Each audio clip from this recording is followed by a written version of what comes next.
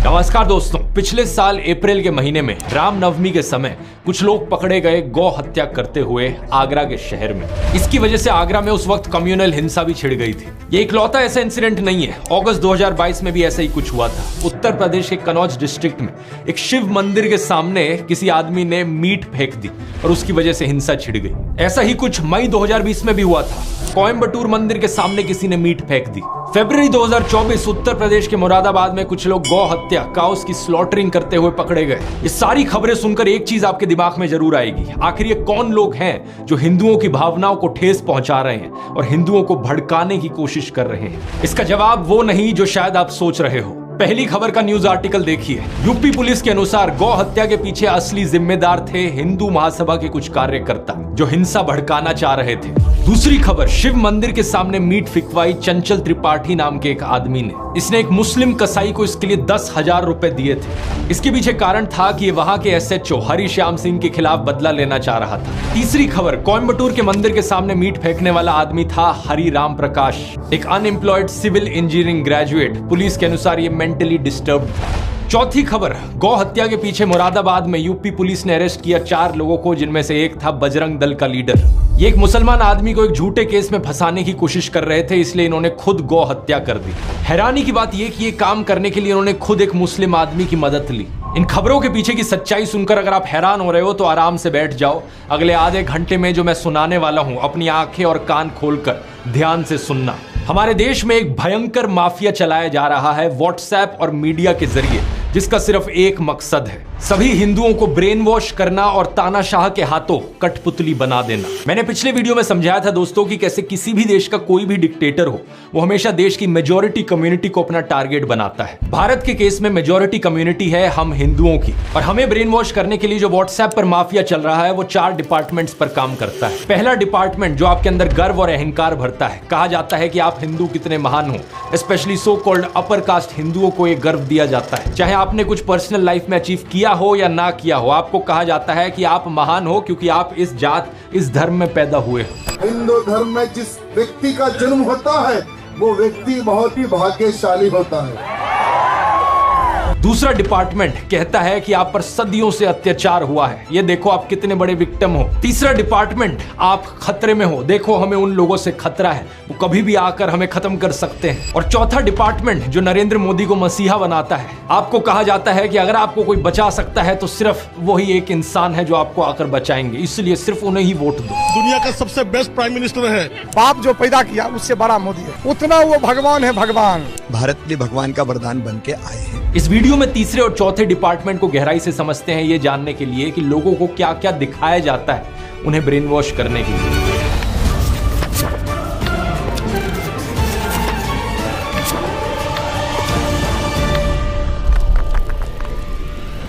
दुनिया भर पर नजर डालें दोस्तों तो डिक्टेटर्स कई देशों में देखे गए हैं, चाहे ये पाकिस्तान हो, जर्मनी हो, चिली हो या रवांडा हो, लेकिन सभी डिक्टेटर्स के द्वारा टारगेट हमेशा मेजॉरिटी कम्युनिटी को किया जाता है। पाकिस्तान के देश में सुन्नी मुस्लिम्स मेजॉरिटी में है, तो उन्हें ब्रेन वॉश करने के लिए झूठी खबरें फैलाई गई कि कैसे देश की बाकी माइनॉरिटीज उनके लिए खतरा बन रही हैं। हिंदू, क्रिश्चियन, सिख, शिया मुस्लिम्स, अहमदिया मुस्लिम्स या फिर सूफी मुस्लिम्स ही क्यों ना हो। 2021 में BBC ने वीडियो रिपोर्ट अपलोड करी थी जिसमें दिखाया गया कि पाकिस्तान की स्कूल की किताबों में कैसा नफरतखोर प्रोपेगेंडा मौजूद है, जिसके जरिए बच्चों के दिमाग में जहर डाला जाता है। उन्हें ये कहानियां सुनाई जाती हैं कि कैसे हिंदूज और सिख्स ने लाखों औरतों बच्चों को मार दिया। मेरे पास मुताला पाकिस्तान बुक है और ये 11वीं और 12वीं जमात के लिए है। पेज नंबर 33 पे ये लिखा हुआ है, इंसानियत दुश्मन हिंदुओं और सिखों ने हजारों बल्कि लाखों औरतों, बच्चों, बूढ़ों और जवानों की इंतहाई बेदर्दगी और संगदिली से कत्ल किया और बेआबरू किया।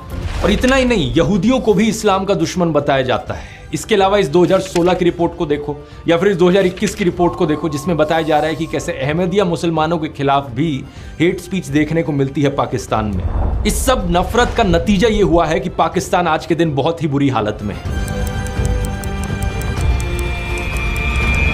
पिछले साल की वर्ल्ड बैंक रिपोर्ट देखो, 40% पाकिस्तानीज बिलो पॉवर्टी लाइन है। बेरोजगारी एक बहुत बड़ी मुसीबत बनी फिर रही है और कुछ ही दिन पहले IMF ने बताया कि पाकिस्तान में इस फिस्कल ईयर में नियरली 25% की इन्फ्लेशन देखी जाएगी। पाकिस्तान की मेजॉरिटी कम्युनिटी सुन्नी मुस्लिम्स को इस नफरत के जाल में फंसकर ब्रेन वॉश होकर क्या मिला? एक ऐसा देश जो रहने लायक नहीं है, जहां लॉ एंड ऑर्डर का कोई नामो निशान नहीं है। मेजॉरिटी कम्युनिटी के अंदर एक डर की भावना जगाने के लिए किस तरीके का खबरों के साथ खेल खेला जाता है, इसका एक अच्छा उदाहरण देखने को मिलता है आज से 100 साल पहले अमेरिका में। साल 1919 की बात है। वॉशिंगटन में एक 22 साल का ब्लैक क्रिमिनल कुछ लोगों पर हमला करता है और चोरी करता है। जिन लोगों पर हमला किया जाता है उनमें से एक स्कूल टीचर थी जो खुद एक ब्लैक औरत थी। इस इंसिडेंट को लेकर एक इंटरेस्टिंग बात यह है कि वॉशिंगटन के जो सारे अखबार थे उस वक्त के, वो या तो इस खबर को रिपोर्ट ही नहीं करते या फिर इसे पूरी तरीके से दबा देते। लेकिन 5 दिन बाद सेम शहर में सेम क्रिमिनल जब एक व्हाइट औरत पर हमला करता है तो सारे अखबारों की ये फ्रंट पेज खबर बन जाती है। इसकी वजह से अगले कई हफ्तों तक वॉशिंगटन में दंगे देखने को मिलते हैं ब्लैक्स और व्हाइट्स के बीच में। 39 लोगों को मारा जाता है और 150 से ज्यादा लोग जख्मी हो जाते हैं। जो एक्चुअल क्रिमिनल था इस केस में, उसका अरेस्ट सिर्फ 1 साल बाद ही देखने को मिलता है जब वो कोई एक नई चोरी करता है। वॉशिंगटन पोस्ट जो उस वक्त भी एक अखबार था, वो 100 साल बाद 2019 में उस इंसिडेंट को लेकर खेद जताता है। आर्टिकल में लिखता है कि उन्हें रिग्रेट है अपने रेशियल पास्ट को लेकर। आज दोस्तों ऐसी ही कहानियां हमारे देश में दोहराई जा रही हैं। कुछ महीने पहले आपने एक खबर सुनी होगी श्रद्धा वालकर की, एक हिंदू औरत जिसे बहुत ही बेरहमी से मार दिया गया उसके मुस्लिम बॉयफ्रेंड आफ्ताब अमीन पूनावाला के द्वारा। शॉकिंग बात यह थी कि इसमें इसकी बॉडी को काट कर फ्रिज में रखा था, लेकिन हमारे गोदी मीडिया ने इस एक इंसिडेंट का इस्तेमाल किया सभी मुसलमानों के खिलाफ नफरत फैलाने के लिए। इसकी वजह से national broadcasting and digital standards authority NBDSA ने 50,000 रुपए का फाइन लगा दिया मुकेश अंबानी के चैनल न्यूज 18 पर। 4 शोज जिन्हें एंकर किया गया था अमीश देवगन और अमन चोपड़ा के द्वारा, इन्होंने नफरत फैलाई थी। 1 लाख रुपए का फाइन टाइम्स नाउ नव भारत पर भी लगाया गया इसी चीज को लेकर। इस इंसिडेंट का इस्तेमाल करके सोशल मीडिया पर भी भरपूर तरीके से नफरत फैलाई गई। एक गोदी इन्फ्लुएंसर ने बॉलीवुड एक्ट्रेस सोनाक्षी सिन्हा की फोटो अपलोड करी उनके मुस्लिम दोस्त के साथ। श्रद्धा की खबर को देखते हुए शत्रुघ्न सिन्हा ने दहेज की लिस्ट से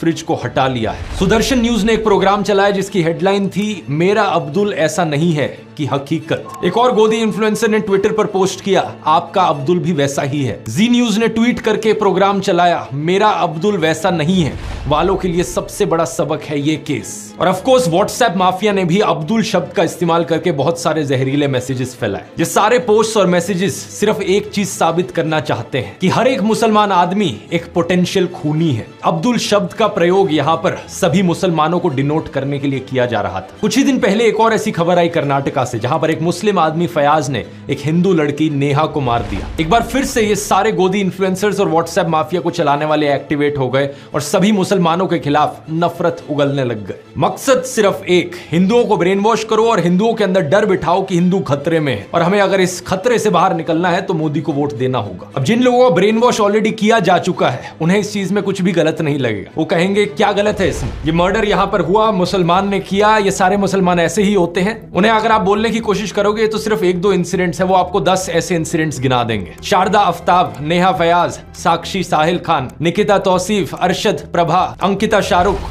रितिका सईद, मानसी दीक्षित, मुजम्मिल, इन सभी केसेस की लिस्ट सुनाने के बाद ये आपसे कहेंगे ये देखो कहा था ना मैंने, ये सारे मुसलमान ऐसे ही होते हैं, ये सारे के सारे पोटेंशियली खूनी होते हैं। क्या है इसके पीछे का सच, इस खबर को देखो। श्रद्धा वालकर के केस के 2 हफ्ते बाद एक और केस हुआ था पांडव नगर में। अंजन दास नाम के एक आदमी को उनकी पत्नी पूनम के द्वारा मार दिया गया और श्रद्धा के केस की तरह उसकी भी बॉडी को काट कर फ्रिज में स्टोर किया गया। इतना ही नहीं, इसके 3 महीने बाद इस खबर को देखिए। नजफगढ़ के पास मित्राऊ गांव में साहिल गहलोत ने अपनी live in partner Nikki Yadav को मार दिया। मारने के बाद उसकी बॉडी को अपने ढाबा में फ्रिज में रखा। सेम दिन उसने एक शादी भी कर ली। इन दोनों केसेस की डिटेल्स बिल्कुल वही श्रद्धा आफ्ताब केस वाली डिटेल्स है। सिर्फ एक फर्क है, इन दोनों केसेस में कोई हिंदू मुस्लिम का एंगल नहीं है जैसा उस वाले में। इसलिए आपने इन खबरों के बारे में कहीं सुना ही नहीं होगा और ना ही मीडिया वालों ने इस खबर को चलाया होगा। इस रिपोर्ट को देखिए। बिहार के वैशाली डिस्ट्रिक्ट में अमन कुमार सिंह ने एक 17 साल की लड़की सोनम परवीन को मार डाला। हिंदू लड़का मुस्लिम लड़की, इसलिए गोदी मीडिया इसकी बात करेगा ही नहीं। न्यूज 18 हिंदी की वेबसाइट पर एक खबर जरूर छपी, लेकिन इन्होंने लड़के का नाम नहीं लिखा। बस ये लिखा कि हत्या के पीछे प्रेम प्रसंग की आशंका जताई जा रही है। यूपी के शामली डिस्ट्रिक्ट से इस खबर को देखिए। नाइमा उर्फ ईशा अपने घर से भाग गई गई और एक लव मैरिज करी अंशु के साथ। अंशु एक शार्प एज हथियार से ईशा पर हमला करता है और इसे मारने के बाद उसकी बॉडी कुएं में फेंक देता है। वहां के एसपी ने इंटरोगेशन के बाद बताया कि हस्बैंड अंशु ने अपना गुनाह कबूल किया। रसूलपुर गांव की इस न्यूज रिपोर्ट को देखिए।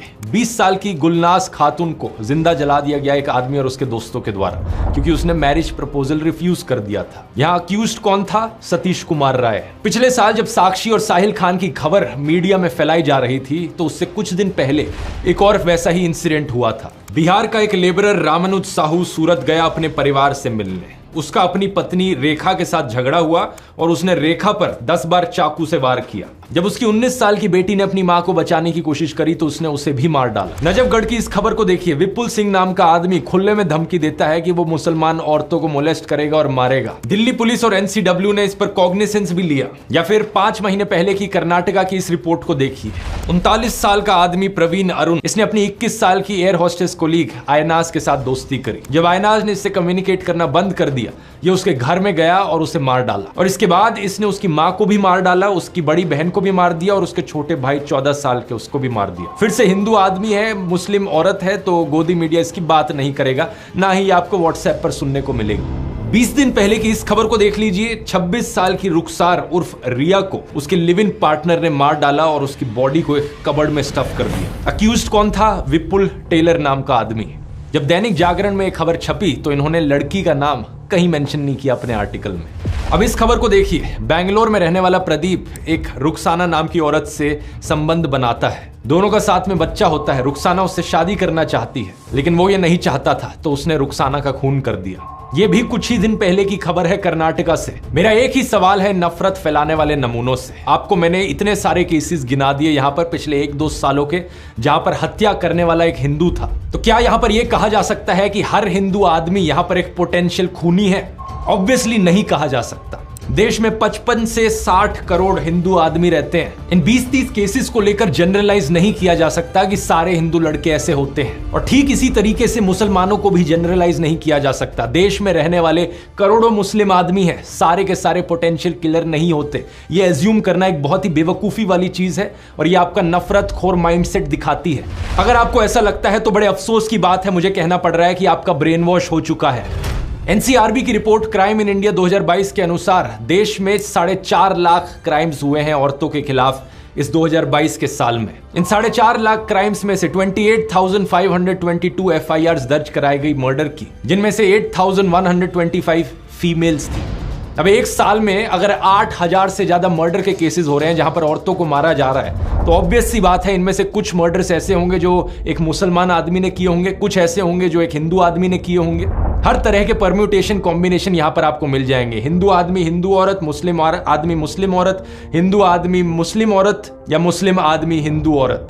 और सिर्फ हिंदू मुस्लिम ही नहीं, सभी धर्मों के आपको कॉम्बिनेशन मिल जाएंगे, क्योंकि 8,000 यहां पर बहुत बड़ा नंबर होता है। प्रॉब्लम यह है कि जिन लोगों का ब्रेन वॉश हो चुका है उनकी आवाज सिर्फ तब निकलती है जब उन्हें दिखता है कि हत्या करने वाला एक मुस्लिम आदमी था और जिसकी हत्या हुई वो एक हिंदू औरत थी। लेकिन इन सब लोगों के मुंह पर चुप्पी लग जाती है जब दिखता है कि यहाँ एक हिंदू औरत को हिंदू आदमी के द्वारा मारा गया, या फिर एक मुस्लिम औरत को हिंदू आदमी के द्वारा मारा गया। किसी भी नॉर्मल इंसान में अगर इंसानियत है तो वो इन सभी केसेस के खिलाफ आवाज उठाएगा जहां जहां औरतों का अत्याचार हो रहा है। कोई भी सेंसिबल आदमी यहां पर कहेगा सरकार को कि यहां सारे क्राइम्स को क्यों नहीं रोका जाता जो सारी औरतों के खिलाफ हो रहे हैं। असलियत में सॉल्यूशन ढूंढने की जरूरत है इस चीज को लेकर। ऐसा तो होगा नहीं कि पुलिस एक एरिया को सेफ बनाएगी सिर्फ हिंदू औरतों के लिए और मुस्लिम औरतों के लिए वो एरिया अनसेफ रहेगा।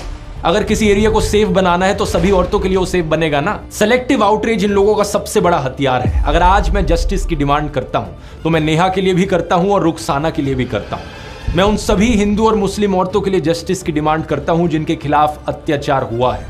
पुलिस को यहां पर स्पीडी इन्वेस्टिगेशन करने की जरूरत है। देश भर में अगर पुलिस वालों की कमी है तो स्टेट गवर्नमेंट्स को यहां पर और पुलिस को रिक्रूट करने की जरूरत है। कोर्ट्स अगर धीरे काम करते हैं तो उन्हें फास्ट ट्रैक ट्रायल करने की जरूरत है। तारीख पे तारीख देना उन्हें बंद करना होगा। और खून करने वाला चाहे हिंदू हो या मुसलमान हो, उन सबको स्ट्रिक्टेस्ट पनिशमेंट दी जानी चाहिए। अब मैं इन बीजेपी वालों को चैलेंज करता हूं कि ये सेम चीज बोलकर दिखाएं। इनका एक भी नेता, एक भी कार्यकर्ता ये सेम चीज बोल नहीं पाएगा, हिम्मत ही नहीं होगी, क्योंकि अगर इन्होंने ये चीज बोल दी तो इनका पूरा का पूरा सिस्टम खत्म हो जाएगा। हिंदुओं को ब्रेन वॉश करने का इनका यही तरीका है और इसके बिना इनका धंधा ही नहीं चलेगा। अरे किसी और धर्म की औरत को लेकर जस्टिस की डिमांड करे वो तो बहुत दूर की बात है, ये हिंदू औरतों के लिए भी जस्टिस की डिमांड नहीं करेंगे अगर इन्हें दिखा कि बीजेपी इन्वॉल्व है कहीं पर। अगर किसी हिंदू औरत को किसी हिंदू आदमी के द्वारा मारा गया किसी बीजेपी रूल्ड स्टेट में, या किसी कल्प्रिट का कोई बीजेपी कनेक्शन निकल जाए, तो इनके मुंह बिल्कुल बंद हो जाते हैं। दिसंबर 2019 में देख लो क्या हुआ था जब farmer BJP MLA Kuldeep Singh को कॉन्विक्ट किया गया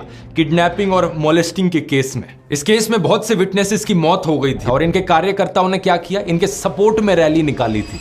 विधायक जी सरासर निर्दोष हैं, उनको फंसाया जा रहा है। कुछ महीने पहले एक IIT BHU का केस हुआ जहां पर 3 अक्यूज थे, कुणाल पांडे, सक्षम पटेल और अभिषेक चौहान। ये बीजेपी IT सेल की वाराणसी यूनिट का हिस्सा थे। इन्होंने अपनी फोटोज पोस्ट करी थी JP नड्डा के साथ, अनुराग ठाकुर के साथ, UP CM आदित्यनाथ के साथ। क्या लगता है आपको यहां पर किसी हिंदू औरत की इन्हें चिंता थी? बिल्कुल नहीं थी, क्योंकि इस केस में इनके खुद के लोगों पर आरोप लगा था बलात्कारी का। उत्तराखंड का ये केस देख लो, 19 साल की अंकिता भंडारी का। ये एक रिजॉर्ट में काम करती थी और इस रिजॉर्ट के owner farmer BJP politician Vinod Arya के बेटे पुलकित आर्या थे। इस पर इल्जाम लगा कि इसने अंकिता को मोलेस्ट किया और उसकी हत्या कर दी।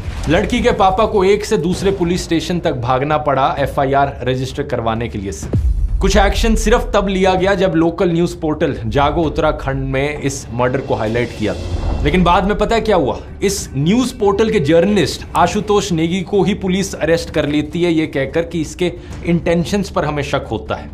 अंकिता भी हिंदू थी, लेकिन क्या व्हाट्सएप पर आपने इस मैसेज को पढ़ा? कभी नहीं पढ़ा होगा, क्योंकि इनका माफिया चल रहा है। श्रद्धा वालकर के केस में तो मुस्लिम ऑर्गेनाइजेशन जमात इस्लामी हिंद ने उसे कंडेम भी किया और किलर को लेकर हार्शेस्ट पनिशमेंट भी मांगी।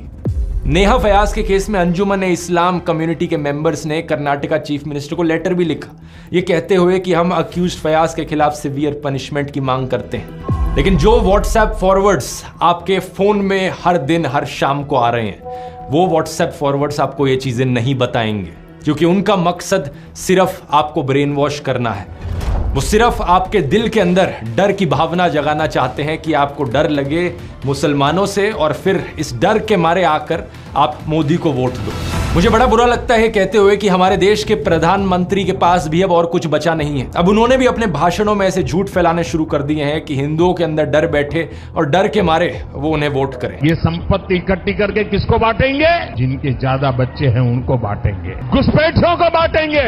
पहली बात, कांग्रेस के पूरे मैनिफेस्टो में हिंदू और मुस्लिम शब्द का कहीं कोई जिक्र नहीं किया गया है और ना ही वेल्थ रीडिस्ट्रीब्यूशन शब्द आपको पूरे मैनिफेस्टो में कहीं मिलेगा। मेरी बात पर यकीन नहीं होता, आप इनका मैनिफेस्टो खुद जाकर देख सकते हो। कांग्रेस की वेबसाइट पर लिंक मैंने डिस्क्रिप्शन में भी डाल दिया है। Ctrl F करके वेल्थ रीडिस्ट्रीब्यूशन सर्च करने की कोशिश करना, कुछ नहीं मिलने वाला। उल्टा कांग्रेस के मैनिफेस्टो में बात करी गई है एजुकेशन की, हेल्थ केयर की, रोजगार की। इन्होंने कहा है कि ये 22 करोड़ लोगों को गरीबी से बाहर निकालेंगे, करोड़ों नौकरियां देंगे। राहुल गांधी ने अपनी स्पीच में भी ऐसा ही कहा था कि जितने रुपए नरेंद्र मोदी ने अडानी को दिए उतने रुपए ये गरीबों को देंगे, मजदूरों को, किसानों को और युवाओं को देंगे। जितना पैसा उन्होंने अरबपतियों को दिया उतना पैसा हम गरीबों को, पिछड़ों को, दलितों को, आदिवासियों को उठा के दे देंगे। दूसरी बात, प्रधानमंत्री ने बड़ी बेशर्मी से मुस्लिम्स पर वही स्टीरियोटाइप थोप दिया जो इनके व्हाट्सएप माफिया में फैलाया जाता है कि ये मुसलमान तो हमेशा ज्यादा बच्चे पैदा करते हैं। क्या प्रधानमंत्री ये खुद 5 भाई बहन नहीं है क्या? यूपी चीफ मिनिस्टर आदित्यनाथ को देख लो, उनके खुद 3 भाई और 3 बहन है। ये जो परसेप्शन बनाया जाता है कि मुसलमान ज्यादा बच्चे पैदा करते हैं, ये बिल्कुल बकवास परसेप्शन है, क्योंकि सरकारी रिपोर्ट्स को आप देखोगे तो ज्यादा बच्चे पैदा करना इसका फीमेल लिटरेसी से रिलेशन है। लक्षद्वीप में 96% लोग मुस्लिम है, लेकिन वहां की फीमेल लिटरेसी हाई है, इसलिए वहां का फर्टिलिटी रेट बहुत कम है। ऑन एवरेज लक्षद्वीप में एक औरत सिर्फ 1.4 बच्चे पैदा करती है, लेकिन देश भर में यह एवरेज 2 पर है। अब बिहार जैसी स्टेट को देख लो जहां पर फीमेल लिटरेसी सबसे कम है, इसलिए बिहार बर्थ रेट में सबसे ऊपर है। कुछ जगहों पर ये जो लोकलाइज ट्रेंड देखने को मिलता है जहां मुस्लिम्स का फर्टिलिटी रेट थोड़ा सा ज्यादा है बाकी रिलीजन से, इसके पीछे कारण भी लिटरेसी रेट है, क्योंकि हिस्टोरिकली मुस्लिम्स का लिटरेसी रेट हमेशा थोड़ा सा पीछे था, लेकिन अब मुस्लिम्स का बर्थ रेट सबसे तेजी से कम हो रहा है। लेकिन प्रधानमंत्री मोदी को इन फैक्ट से क्या फर्क पड़ता है? उनका तो एक ही फंडा है, झूठ बोलो, झूठ बोलो, झूठ बोलो। हमें सभी हिंदुओं को जागरूक करने की जरूरत है दोस्तों। जब ये डर का माहौल बनाने के लिए इनके पास असली खबरें खत्म हो जाती हैं, तो ये झूठी खबरें फैलाना शुरू कर देते हैं। श्रद्धा वालकर के केस में रशीद खान नाम के एक आदमी का केस निकल कर आया था। एक ऑन ग्राउंड न्यूज रिपोर्टर ने रशीद खान नाम के एक आदमी से बात करी जो श्रद्धा वालकर के मर्डर को जस्टिफाई कर रहा था। उसके खिलाफ एक FIR दर्ज करी गई और जब पुलिस ने उसे अरेस्ट किया तो पता है क्या पता चला? उस लड़के का नाम एक्चुअली में विकास कुमार था। रशीद खान बनने का नाटक कर रहा था वो। एक और ऐसा ही केस सामने आया जब एक फेसबुक पोस्ट वायरल होने लगी राजिया बानो नाम के यूजर नेम के साथ। इस पोस्ट में जस्टिफाई किया जा रहा था कि हिंदू औरतों के खिलाफ कुछ हो तो वो ठीक है, रिवेंज है। कुछ हिंदू अकाउंट्स ने बड़ी आउटरीच करी इसको लेकर कि ये मुसलमान हम लोगों से इतना नफरत क्यों करते हैं। और जब इस चीज का फैक्ट चेक किया गया तो पता लगा कि यूजर नेम गलत था। राजिया की जगह राजिया लिख रखा था और प्रोफाइल पिक के बारे में सर्च किया तो पता चला कि ये राजिया के यूजर नेम के पीछे एक पवन शर्मा नाम का आदमी था। इस बंदे की एक और पोस्ट मिली तो किसी ने कमेंट कर रखा था, शर्मा जी नाम क्यों बदल लिया? तो उस आदमी ने लाफिंग इमोजीज के साथ रिप्लाई किया, पवन भाई अब मुल्ली बनोगे क्या? सॉरी मुल्ला। और इसने रिप्लाई किया, just wait and watch dear. कुछ लोग नफरत के पागलपन में इतने अंधे हो गए हैं कि ये खुद से नफरत की खबरें फैलाते हैं ताकि इल्जाम वहां मुसलमानों पर डाला जा सके, उनकी इमेज को बदनाम किया जा सके। वीडियो के शुरू में मैंने आपको ऐसे ही कुछ किस्से सुनाए थे जहां पर बजरंग दल और हिंदू महासभा के मेंबर्स ने जाकर गौ हत्या करी, और वो भी इसलिए ताकि किसी मुसलमान पर इल्जाम डाला जा सके कहकर कि ये देखो ये मुसलमान लोग हैं जो हमारी गौ माता की हत्या करते हैं। यहां पर एक बहुत बहुत बड़ा खेल खेला जा रहा है दोस्तों। झूठी खबरें कितनी ज्यादा फैलाई जा रही हैं आप यकीन नहीं करोगे। एक यूजर अभिषेक कुमार अपने आप को मोदी का परिवार कहते हैं, ये वीडियो शेयर करते हैं जहां पर कुछ लड़कियां एक आदमी के पीछे भागकर उसे डंडों से मार रही हैं। लिखा जाता है वीडियो कहां से है ये पता नहीं, लेकिन ये देखकर बहुत अच्छा लगा कि हिंदू बेटियों ने लव जिहादियों को सबक सिखाना शुरू कर दिया है। अगर सर्च करके देखोगे वीडियो कहां से है, उत्तर प्रदेश का ये इंसिडेंट है 2018 का, और जिस आदमी को मारा जा रहा है उसका नाम है कपिल चौहान, क्योंकि वो लड़कियों को छेड़ा करता था। बात यहाँ पर ये नहीं है कि मुस्लिम ईव टीजर्स नहीं हो सकते, बिल्कुल हो सकते हैं। ऐसे भी मुस्लिम होंगे जो अपनी आइडेंटिटी हिंदू नामों के पीछे छुपा कर रखते हैं और हिंदू लड़कियों को ट्रैप करने की कोशिश करते हैं, जैसे कि जुलाई 2022 का केस यूपी के आजमगढ़ में। ऐसे भी मुस्लिम्स हैं जिन्होंने हिंदू मंदिरों के सामने कुछ गलत किया है, जैसे कि ये वेस्ट बंगाल टेम्पल का केस जहां पर एक मुस्लिम आदमी ने उसके सामने पेशाब कर दिया था। लेकिन बात मैं यहां पर यह कहना चाह रहा हूं कि लॉ एंड ऑर्डर हमेशा काम करना चाहिए, हर इंसान को पनिशमेंट मिलनी चाहिए, लेकिन आपको जो दिखाया जा रहा है वो सिर्फ एक साइड की खबरें दिखाई जा रही हैं। और ये जो नफरत फैलाई जा रही है ये सिर्फ मुसलमानों के खिलाफ नहीं है, बल्कि बीजेपी के खिलाफ जो भी आवाज उठाता है उसके खिलाफ सिमिलर तरीके से कैंपेन चलाई जाती है।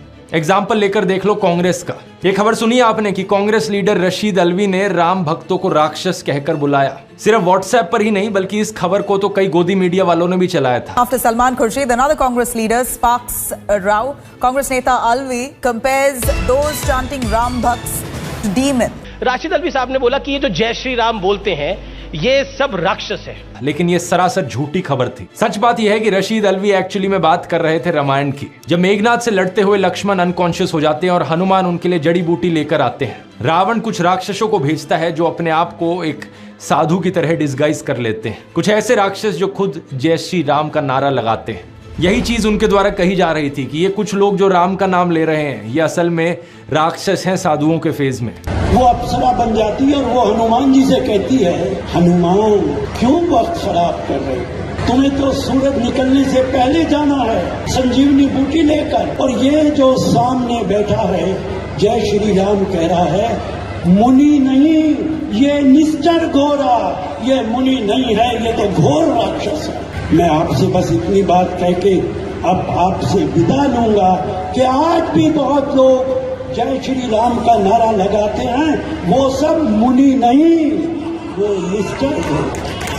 बीजेपी वाले ये बात जानते थे, लेकिन जानबूझ के इनकी स्टेटमेंट को क्लिप किया गया ये दिखाने के लिए कि कांग्रेस मुसलमानों के साथ है, हिंदुओं के खिलाफ बोलती है। रवीश कुमार के साथ भी ये चीज अक्सर करी जाती है। दिल्ली में जब दंगे भड़के थे, शाहरुख नाम के एक आदमी ने गोलियां चलाई थी। व्हाट्सएप पर एक क्लिप काट कर डाली जाती है जिसके ऊपर नीचे कैप्शन लिखा जाता है, आतंकी शाहरुख को बचाने के लिए रवीश ने बताया उसे ब्राह्मण अनुराग मिश्रा। जो ओरिजिनल अनएडिटेड वीडियो है वहां पर रवीश कुमार कह रहे हैं अभी भी जरूरत है कि पुलिस इसकी पहचान को लेकर दोबारा बोले। पुलिस साफ कहती है कि शाहरुख है, मगर आप सोशल मीडिया में देखिए अनुराग मिश्रा बताया जा रहा है। अभी भी जरूरत है कि पुलिस इसकी पहचान को लेकर दोबारा बोले। इसके बाद एक एनडीटीवी रिपोर्टर खुद पुलिस से बात करते हैं और कंफर्म करते हैं कि इस आदमी का नाम शाहरुख ही है। नाम को लेकर कोई स्पष्टीकरण आया है कि नाम क्या है?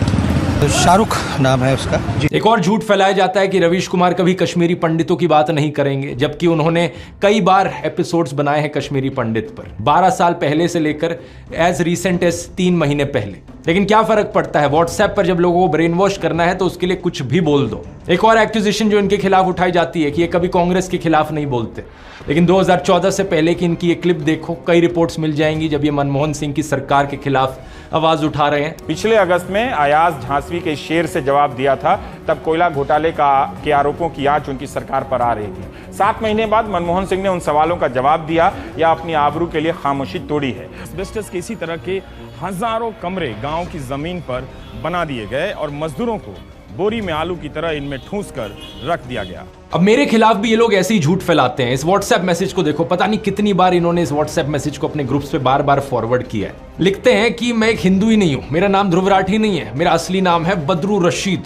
और इतना ही नहीं, इन्होंने मेरी वाइफ यूली को भी पाकिस्तानी बना दिया। और नीचे देखो क्या क्या बकवास लिख रखी है कि यहाँ पे पाकिस्तानी आर्मी का कनेक्शन है, ISI है, अमेरिका है, दाऊद इब्राहिम का कनेक्शन है। क्या बकवास लिखते हैं, मुझे सुनकर हंसी आती है, आपको भी हंसी आ रही होगी, लेकिन इसके पीछे का एजेंडा देखो क्या है। जो भी बीजेपी के खिलाफ बोलने की कोशिश करता है उसे किसी ना किसी तरीके से मुसलमान बना दो, पाकिस्तानी बना दो, क्योंकि जो ओवरऑल गेम यहाँ पर खेला जा रहा है वो यही है कि हिंदुओं के अंदर डर बैठाना है।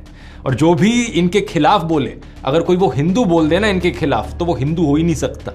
ये अपने फॉलोअर्स को, अपने ब्रेन वॉश लोगों को यही दिखाना चाहते हैं कि जो भी वहां से आवाज उठा रहा है इनके खिलाफ वो हिंदू नहीं है, वो सिर्फ मुस्लिम लोग हैं। जो झूठ ये फैलाते हैं उसे ये डबल चेक भी नहीं करते। एक ये मैसेज था इनका जो फैलाया जा रहा था, अभी कुछ दिन पहले एक ये दूसरा मैसेज है इनका जो ये फैला रहे हैं। इस ट्वीट को देखो, इसके अनुसार तो मेरे फादर इन लॉ है एक्चुअली में पाकिस्तानी सिटीजन, यानी कि यूली के पापा। फिर लिखते हैं कि यूली इकलौती बेटी है उनकी। ये चीज भी झूठ है, अगर इन्होंने मेरे व्लॉग्स देखे होते तो इन्हें पता होता कि वो इकलौती नहीं है। मतलब कुछ बिलीवेबल तो हो जो कह रहे हो, लेकिन अनफॉर्चुनेट चीज ये है कि जो लोग ब्रेन वॉश्ड हो चुके हैं इनके माफिया के अंडर आकर, उन्हें इससे फर्क ही नहीं पड़ता। ये एक लॉजिकल सेंसिबल दिखने वाली झूठी कहानियां क्यों बनाने में टाइम वेस्ट करें, जब इनके जो लोग व्हाट्सएप मैसेजेस पढ़ रहे हैं वो इन बेसर पैर की झूठी कहानियों से ही कन्विंस्ड हो जा रहे हैं। व्हाट्सएप माफिया का तीसरा डिपार्टमेंट कुछ इस तरीके से लोगों के अंदर डर बिठाता है कि उनकी सोचने समझने की शक्ति बिल्कुल स्विच ऑफ हो जाती है। इसलिए बहुत जरूरी है लोगों को जागरूक करना इस चीज के बारे में, स्पेशली हिंदू लोगों को जागरूक करना, क्योंकि अगर किसी को सबसे ज्यादा बेवकूफ बनाया जा रहा है यहां पर, तो वो हम हिंदुओं को बनाया जा रहा है। इस माफिया के 2 और डिपार्टमेंट्स बचते हैं, आने वाले वीडियोस में उनको भी गहराई से समझेंगे, लेकिन तब तक काम रुकना नहीं चाहिए। हमारा ये संघर्ष देश के संविधान को बचाने के लिए है, देश के लोकतंत्र को बचाने के लिए। और अगर आप उन लोगों में से हो जिन्हें अभी भी लगता है कि नहीं देश में सब ठीक चल रहा है, देश में कोई तानाशाही नहीं है, तो जरा कुछ दिन पहले की इस खबर को देख लो जरा। सूरत की लोकसभा सीट पर क्या हुआ, कांग्रेस के कैंडिडेट को डिस्क्वालीफाई कर दिया गया और वहां बाकी 8 कैंडिडेट्स ने किसी ना किसी बहाने से विड्रॉ कर लिया, यानी कि इलेक्शन होने से पहले ही बीजेपी ने यह सीट जीत ली। इमेजिन कर सकते हो दोस्तों, लाखों लोग जो सूरत में रहते हैं उनका लोकतांत्रिक अधिकार उनसे इस तरीके से छीन लिया गया। इतना ही नहीं, अरुणाचल प्रदेश में भी ऐसा ही कुछ हुआ। बीजेपी ने 10 सीटें ऑलरेडी जीत ली वहां पर इलेक्शन होने से पहले ही। और इस खबर को देखो, जहां पर दिल्ली में वो चुनाव हारने वाले थे उन्होंने इलेक्शन ही नहीं होने दी एमसीडी की। इससे पहले चंडीगढ़ की इलेक्शन में सीधा सीधा फ्रॉड करने की कोशिश करी गई थी बीजेपी को जिताने के लिए। मतलब समझ रहे हो आप इस सब का दोस्तों, जो पहले चंडीगढ़ में हुआ, जो आज सूरत में हुआ, वो कल पूरे हिंदुस्तान में होगा अगर इन्हें इसी तरीके से जीतने दिया गया तो। 1 नेशन 1 इलेक्शन तो सिर्फ दिखावे का फंडा लगता है। अगर देश इसी तरीके से आगे बढ़ता रहा तो यहां पर जल्द ही 1 नेशन 0 इलेक्शन होगी। चुनाव होने से पहले ही बीजेपी के कैंडिडेट्स जीतते जाएंगे। क्या आप ऐसा देश देखना चाहते हो जहां पर इलेक्शन के कोई मायने ही ना रह जाएं? इस चुनाव में दोस्तों हमें अपनी पूरी जी जान लगानी होगी देश के लोकतंत्र को बचाने के लिए। मैंने तो अपना पूरा करियर यहां दांव पर लगा दिया है, क्योंकि मैं चुप नहीं बैठ सकता, मैं देश को ऐसी हालत में गिरते नहीं देख सकता। इसलिए मैं बार बार कह रहा हूं, अपनी आवाज उठाओ, क्योंकि शायद दोबारा कभी मौका ना मिले। 3 स्टेप्स मैं आपको दोबारा से बताना चाहूंगा। स्टेप 1, मेरे व्हाट्सएप चैनल को जाकर ज्वाइन करो। इसका लिंक इस QR कोड में मिल जाएगा, या लिंक डिस्क्रिप्शन में भी है। अगर ये लिंक आपके लिए खुल नहीं रहा तो व्हाट्सएप ऐप को अपडेट करो अपने फोन पर। चैनल ज्वाइन करने के बाद बेल आइकन दबाओ नोटिफिकेशन का। हमारा मिशन है 100 करोड़। हम व्हाट्सएप पर एक ऐसी आंधी लेकर आएंगे सच की कि इनका ये पूरा व्हाट्सएप माफिया दब जाएगा।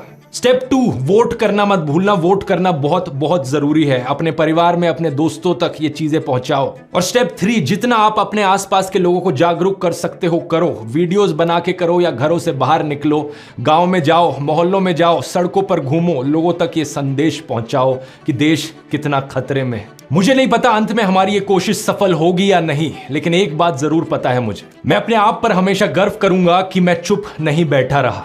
मैंने अपनी तरफ से पूरी कोशिश करी, आखिरी दम तक कोशिश करी। जय हिंद।